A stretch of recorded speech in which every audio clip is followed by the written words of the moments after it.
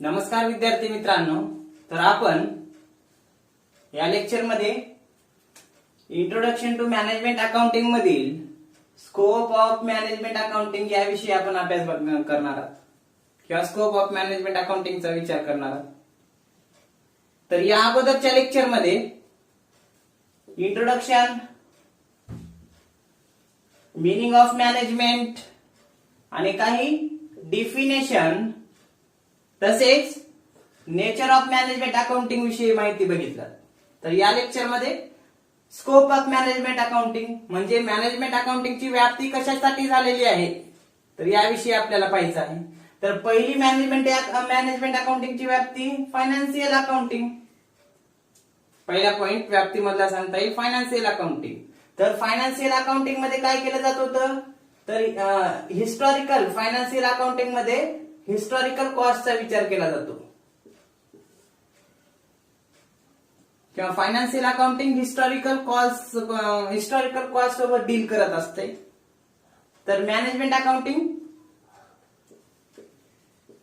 Future कॉस्टशी संबंधित असते किंवा मग भविष्यासाठी असते. मॅनेजमेंट अकाउंटिंगला काय करायला लागते तर प्रेझेंट अँड पास्ट ची इन्फॉर्मेशन लागते.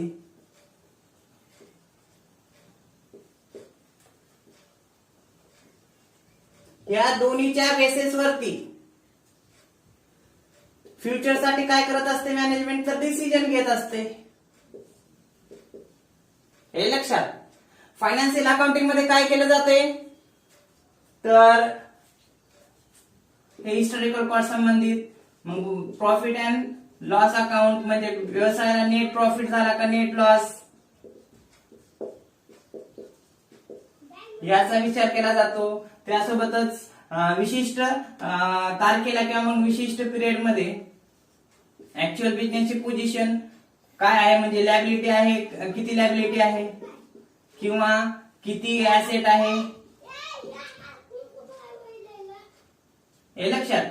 तर लॅबिलिटी ऍसेट किती आहे विशिष्ट तारखेला याविषयी आपल्याला माहिती मिळू शकते हे लक्षात. तर मॅनेजमेंट अकाउंट काय करत असते तर फायनान्शियल अकाउंटिंग म्हणजे जी काही हिस्टॉरिकल कॉस्ट रेकॉर्ड केली जाते त्याच्या आधारावरती भविष्यासाठी योग्य ते निर्णय घेत असते.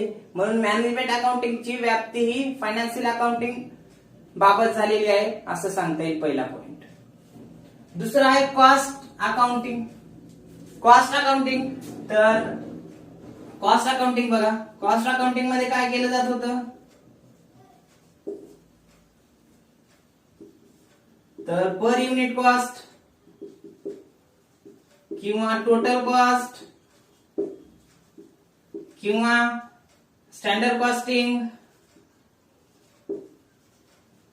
किंवा व्हरायन्स अनालिसिस, त्यासोबतच मार्जिनल कॉस्टिंग यांचा विचार केला जात होता. तर मॅनेजमेंट अकाउंटिंग मध्ये काय केलं जातंय तर कॉस्ट अकाउंटिंग मध्ये ज्या काही वेगवेगळ्या मेथड वापरल्या जात होत्या मग पर युनिट कॉस्ट किती असते, total cost, standard costing, variance costing किंवा मार्जिनल कॉस्टिंग यांच्या ज्या काही पद्धती आहेत त्या कशा पद्धतीने वापरल्या जातात यांचा आधार घेऊन मॅनेजमेंट अकाउंटिंग काय करत असते भविष्यासाठी निर्णय घेत असते. म्हणून एक प्रकारे सांगता येईल की बाबा कॉस्ट अकाउंटिंग मध्ये पर युनिट कॉस्ट, कारण फायनान्शियल अकाउंटिंगची एक मर्यादा होती. फायनान्शियल अकाउंटिंगची लिमिटेशन म्हणून एक सांगता येईल काय की फायनान्शियल अकाउंट फक्त व्यवसायाची फायनान्शियल पोझिशन किंवा मग नफा तोटा किती झाला एवढंच सांगू शकत होतं. पण प्रत्येक युनिट कॉस्ट किंवा मग पर युनिट कॉस्ट किंवा टोटल कॉस्ट हे सांगत नव्हतं. त्याचा विचार कॉस्ट अकाउंटिंग मध्ये केला जातो. म्हणून मॅनेजमेंट अकाउंटिंग काय करत असते कॉस्ट अकाउंटिंग मधील वेगवेगळ्या मेथडचं किंवा पर युनिट कॉस्ट किती आहे, टोटल कॉस्ट किती आहे, भविष्यात ती कॉस्ट किती ठेवायची या बाबतीत निर्णय घेत असते. म्हणून मॅनेजमेंट अकाउंटिंगची व्याप्ती कॉस्ट अकाउंटिंग संदर्भात बी झालेली आहे असं सांगता येईल. कारण मॅनेजमेंट अकाउंटिंगचे हिस्सा किंवा एक भाग म्हणून फायनान्शियल अकाउंटिंगला आणि कॉस्ट अकाउंटिंगला म्हटलं जाते. तर तिसरा मुद्दा,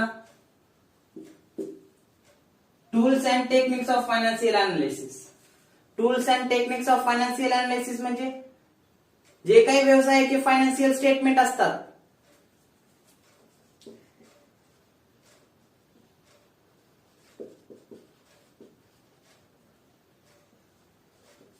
यांचं काय केलं जाते, पुन्हा अनालिसिस केलं जाते. कशामध्ये, तर मॅनेजमेंट अकाउंटिंग मध्ये.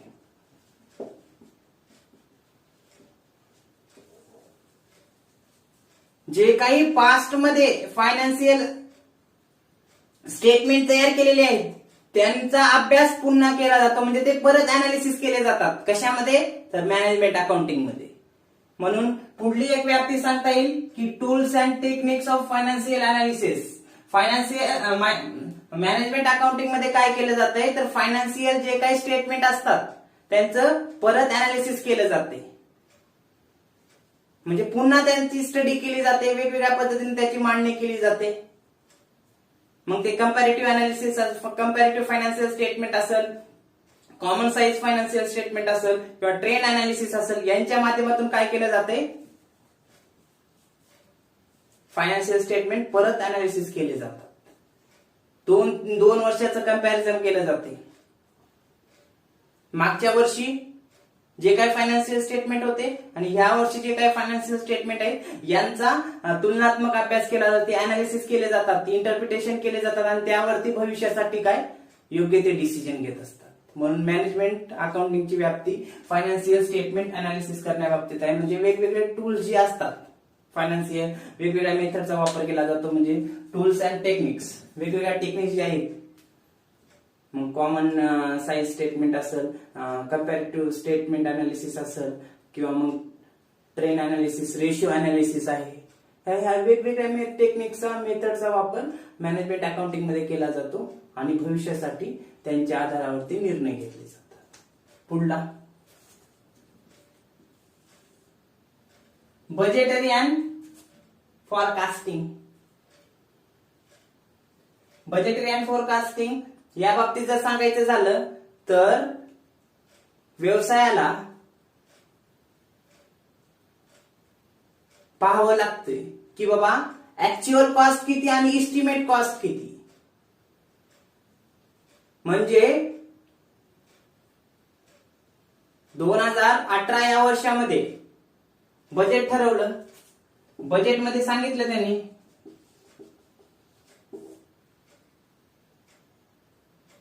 की 2018 मध्ये की बाबा अंदाजे 1000 रुपये खर्च येणार आहे समजा प्रोडक्शनसाठी, एक साधं उदाहरण. पण ऍक्च्युअल हे झालं एस्टिमेटेड किंवा बजेट. आणि 2018 मध्ये ऍक्च्युअल समजा 1200 रुपये ऍक्च्युअल. तर हे 200 रुपये का वाढले एक्स्ट्रा, याचा अभ्यास केला जातो आणि यांच्या बेसिसवरतीच बजेटरी अँड फॉरकास्टिंगच्या आधारावरच मॅनेजमेंट अकाउंटिंग काय करत असते, तर भविष्यासाठी प्लॅनिंग असेल किंवा बजेट असेल तयार करत असते, जेणेकरून भविष्यामध्ये विनाकारण खर्च जर वाढत असेल तर ते नियंत्रणामध्ये आणण्याचं कार्य कोण करत असते, तर मॅनेजमेंट अकाउंटिंग करत असते. मॅनेजमेंट अकाउंटिंग काय करत असते, तर डेटा कलेक्ट करत असते, अनालिसिस करत असते, त्याचं व्यवस्थितरित्या प्रेझेंटेशन करून मॅनेजमेंट समोर भविष्यासाठी पॉलिसी तयार करणं आणि त्याचं इम्प्लिमेंटेशन कसं करायचं यासाठी प्रेझेंट करत असते. म्हणून व्याप्ती बजेटरी अँड फॉरकास्टिंग साठी लक्षात झालेली आहे मॅनेजमेंट अकाउंटिंगची. पुढला आहे इन्व्हेंटरी कंट्रोल. इन्व्हेंटरी कंट्रोल म्हणजे आपण म्हणू शकतो की काय, आता बघा इन्व्हेंटरी आपण 3 प्रकारची असू शकते. एक रॉ मटेरियल, दुसरं आहे work in progress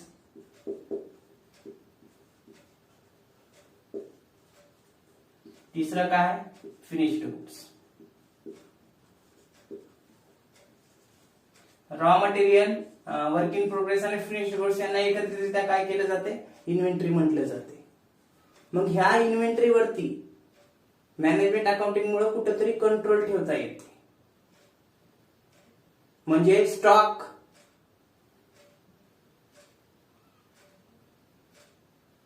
over valuation होत आहे का, स्टॉक अंडर व्हॅल्युएशन होत आहे का, किंवा रिऑर्डर करायची, स्टॉकची रिऑर्डर किती करायची, मिनिमम ऑर्डर किती असली पाहिजे, मॅक्झिमम ऑर्डर किती असली पाहिजे, किंवा भविष्यामध्ये जे काही सेलिंग प्राइस आहे ही सेलिंग प्राइस कशाच्या बेसिसवर ठरत असते, तर मटेरियलच्या कॉस्ट वरती. मटेरियल कॉस्ट जर जास्त असेल तर सेलिंग प्राइस सुद्धा जास्त असणार आहे ना. म्हणून मॅनेजमेंट काय करत असते की इन्व्हेंटरी कंट्रोल ठेवत असते. इन्व्हेंटरी वरती कंट्रोल ठेवण्याचं कार्य म्हणजे की बाबा ऑर्डर किती करायचे, किती प्रमाणात करायचे हे ठरवत असते आणि त्यानुसारच प्रोडक्शन करून त्याची फ्युचरमध्ये सेलिंग प्राइस किती ठेवायची हे विचार करत असते. म्हणून पुढला पॉइंट इन्व्हेंटरी कंट्रोल म्हणून सांगता येईल. मॅनेजमेंट अकाउंटिंगची व्याप्ती इन्व्हेंटरी कंट्रोल करण्यासाठी झालेली आहे. पुढला taxation accounting. Taxation accounting management अकाउंटिंगची व्याप्ती आपण सांगू शकतो टॅक्सेशन अकाउंटिंग साठी झालेली आहे. म्हणजे टॅक्सेशन अकाउंटिंग म्हणजे प्रत्येक व्यवसाय पाहत असतो, काय पाहत असतो की व्यवसायाला कोणत्या कायद्यानुसार टॅक्स अप्लिकेबल आहे, व्यवसायाचं टर्नओव्हर किती आहे आणि टर्नओव्हर किती असल्यामुळे टॅक्स किती अप्लिकेबल राहील. त्यासोबतच व्यवसाय टॅक्स प्लॅनिंग करत असतो, टॅक्स अवॉइडन्स करण्याचा प्रयत्न कमी करत असतो. त्यासाठी काय व्यवस्थितरित्या टॅक्स प्लॅनिंग करून टॅक्स रिटर्न करणं, टॅक्स रिटर्न करण्यासंबंधित ज्या काही प्रोव्हिजन असतात त्या फॉलो करणं, हे सर्व त्या बाबतीत योग्य ते निर्णय घेणं हे कशामुळे शक्य होते, तर मॅनेजमेंट अकाउंटिंग मुळे. कारण मॅनेजमेंट अकाउंटंट काय करत असते की बाबा सर्व माहिती गोळा करत असते टॅक्सेशन बाबत. बाबा की टॅक्स नुसार या वर्षी या सेक्शन नुसार व्यवसायाचं टर्नओव्हर एवढं झालेलं असेल तर एवढा टॅक्स लागतो, त्यासाठी प्लॅनिंग असेल लक्षात. म्हणजे माहिती आकडेवारी गोळा करत असतो आणि ती आकडेवारी मॅनेजमेंट समोर ठेवत असतो आणि मॅनेजमेंट काय करत असते, मग टॅक्स रिटर्न करायचं असेल त्या बाबतीत जे काही प्लॅनिंग असेल ही करून योग्य ते आपल्या आवश्यकतेनुसार टॅक्स रिटर्न किंवा मग फायलिंग करत असते, हे लक्षात. म्हणून मॅनेजमेंट अकाउंटिंगची एक प्रकारची व्याप्ती टॅक्स अकाउंटिंग बाबत झालेली आहे किंवा टॅक्सेशन अकाउंटिंग बाबत केले जाते. कारण व्यवसायाला जे काही टर्नओव्हर झाल्यानंतर वर्षाच्या शेवटी म्हणा किंवा जे काही इन्कम टॅक्स ऍक्ट असेल यानुसार आपल्या व्यवसायाला किती टक्के किंवा कोणत्या सेक्शन नुसार टॅक्स अप्लिकेबल आहे, किती आहे हे भरण्याचं काम मॅनेजमेंट अकाउंटिंग मुळे शक्य झालेलं आहे आपण सांगू शकतो. पुढली व्याप्ती internal control internal audit. Internal audit व्यवसायामध्ये काय केले जातात की जे काही अकाउंटंटनं काम केलं, कॉस्ट अकाउंटंटनं काम केलं किंवा काही कर्मचाऱ्यांनी काम केलं तर त्यावरती इंटरनल कंट्रोल असते मॅनेजमेंट कडून. आणि इंटरनल कंट्रोल असल्यामुळं जे काही व्यवसायातील कर्मचाऱ्यांनी काम केलेलं आहे ते किती रिलायबल, त्यासोबतच ट्रस्टवर्दी आहे हे पाहण्याचं काम आपल्याला कशामुळे प्राप्त होते, तर मॅनेजमेंट अकाउंटिंग मुळे. व्यवसायाचे लेखापुस्तक कार्यक्षम पद्धतीने तयार केलेले आहेत का यांचा अभ्यास इंटरनल ऑडिट मध्ये केला जातो. त्यासोबतच व्यवसाय मध्ये जे काही इंटरनल कंट्रोल असेल ते किती इफिशियंटली कार्यरत आहे हे आपल्याला इंटरनल ऑडिट मुळे कळू शकते. तर मॅनेजमेंट अकाउंटिंग मुळे आपल्याला इंटरनल ऑडिट कळते. त्याबरोबरच इंटरनल ऑडिट मध्ये सांगता येईल की व्यवसायाची जी काही इफिशियन्सी आहे कशा पद्धतीची आहे याविषयी मॅनेजमेंट अकाउंटंट काय करत असतो, मॅनेजमेंट अकाउंटिंगच्या माध्यमातून जी काही व्यवसायाची रिलायबिलिटी आहे किंवा मग व्यवसायाची स्थिती किती इफिशियंट आहे का कमी इफिशियंट आहे याविषयी माहिती आकडेवारी गोळा करत असतो आणि टॉप मॅनेजमेंटला डिसिजन घेण्यासाठी प्रेझेंट करत असतो. त्यानंतर पुढला स्टॅटिस्टिकल अँड क्वांटिटेटिव्ह टेक्निक्स. तर स्टॅटिस्टिकल अँड क्वांटिटेटिव्ह टेक्निक्समध्ये काय करत असते, मॅनेजमेंट अकाउंटिंगची व्याप्ती स्टॅटिस्टिकल अँड क्वांटिटेटिव्ह टेक्निक्स बाबत झालेली आहे. म्हणजे मॅनेजमेंट अकाउंटंट काय करत असते की जे काही फायनान्शियल किंवा मग कॉस्ट अकाउंटिंगच्या माध्यमातून आकडेवारी फिगर्स भेटलेली असते ते फिगर्स काय करत असते, इंटरप्रिटेशन करत असते, व्यवस्थितरित्या त्याची मांडणी करत असते, अनालिसिस करत असते आणि ते व्यवस्थितरित्या साध्या सोप्या पद्धतीनं जी काही फिगर्स फायनान्शियल आणि कॉस्ट अकाउंटिंगच्या माध्यमातून मिळालेली आहेत ती सिंपल वेजमध्ये वेगवेगळ्या मेथडच्या माध्यमातून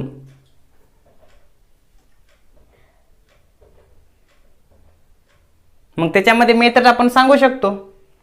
कोणत्या कोणत्या मेथड्स, प्रॉफिट व्हॉल्यूम रेशो असेल, ब्रेक इव्हन अनालिसिस असेल, मार्जिनल कॉस्टिंग असेल, यांच्या आधारावरती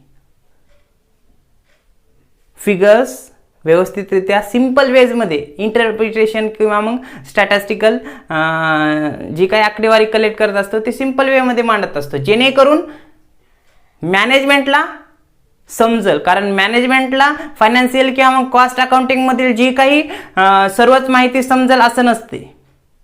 म्हणून मॅनेजमेंट अकाउंटंट मॅनेजमेंटला समजेल अशा वेजमध्ये ती स्टॅटिस्टिकल अँड क्वांटिटेटिव्ह टेक्निकच्या माध्यमातून फिगर्स व्यवस्थितरित्या मांडणी करून डिसिजन घेण्यासाठी किंवा पॉलिसी तयार करण्यासाठी मॅनेजमेंटला प्रेझेंट करत असते. पुढलं internal reporting.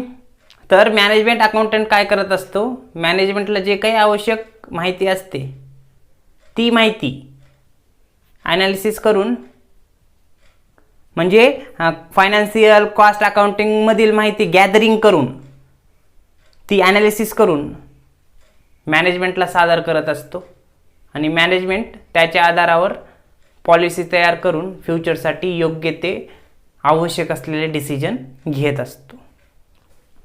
Financial statement analysis. Financial statement ॲनालिसिसमध्ये काय होते तर मॅनेजमेंट अकाउंटिंगच्या माध्यमातून फायनान्शियल स्टेटमेंटचं ॲनालिसिस करत असतो. हे लक्षात, फायनान्शियल स्टेटमेंट ॲनालिसिस केल्यामुळं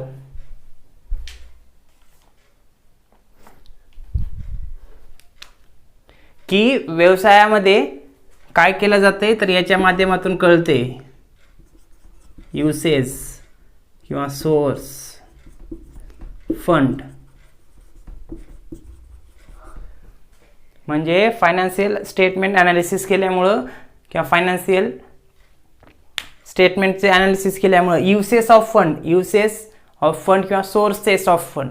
सोर्स म्हणजे बिझनेसमध्ये फंड कशा माध्यमातून आला किंवा त्याबरोबरच युसेस ऑफ फंड बिझनेसमधून फंड कोणत्या मार्गाने गेला.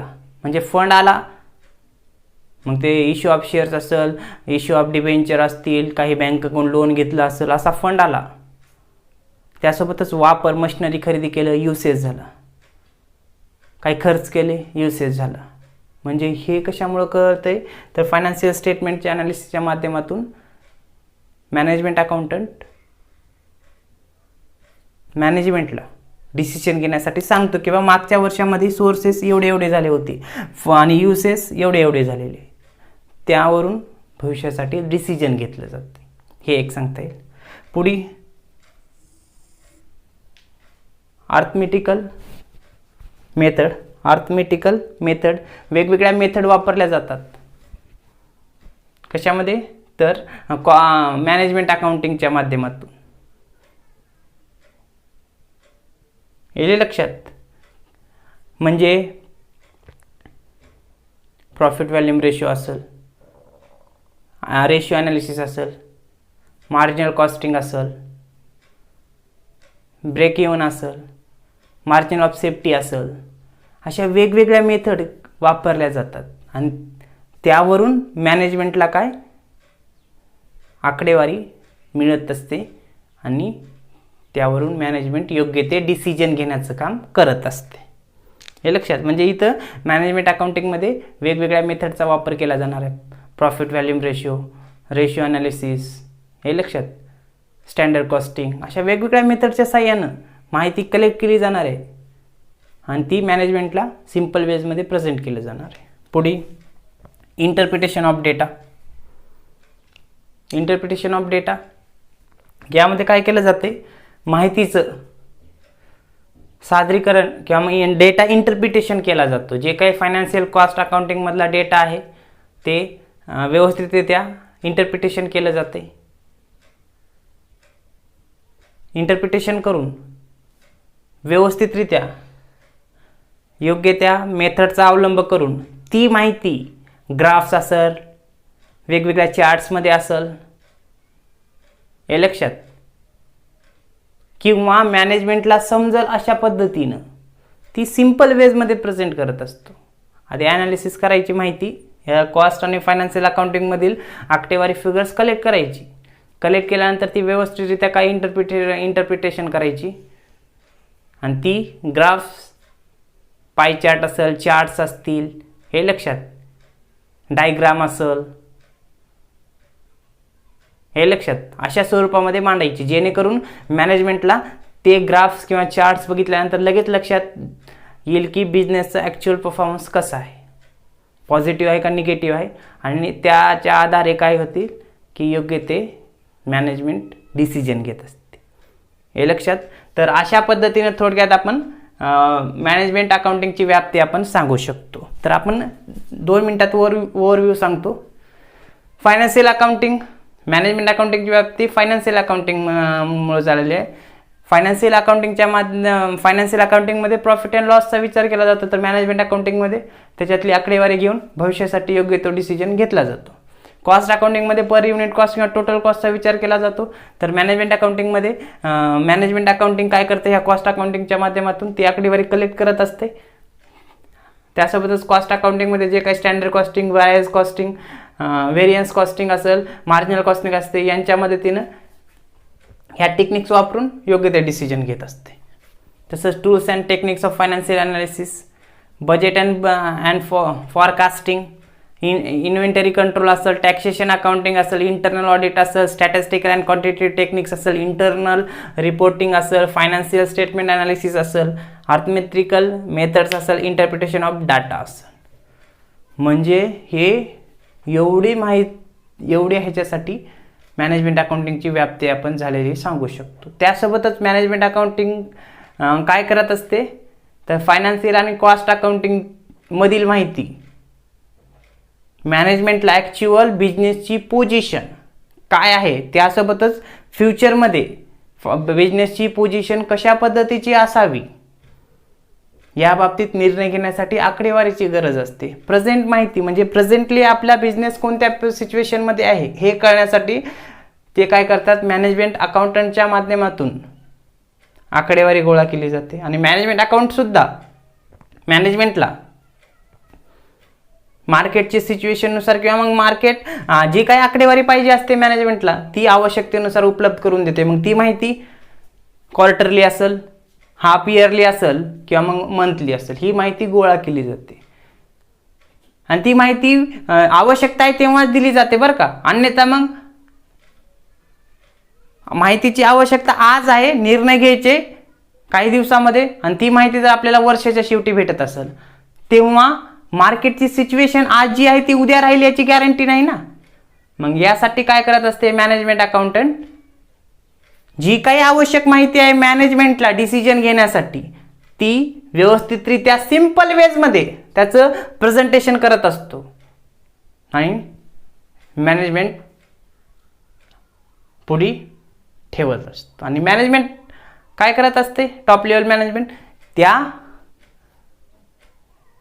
प्रेझेंट केलेल्या माहितीच्या आधारे बिझनेससाठी योग्य ते डिसिजन घेत असते.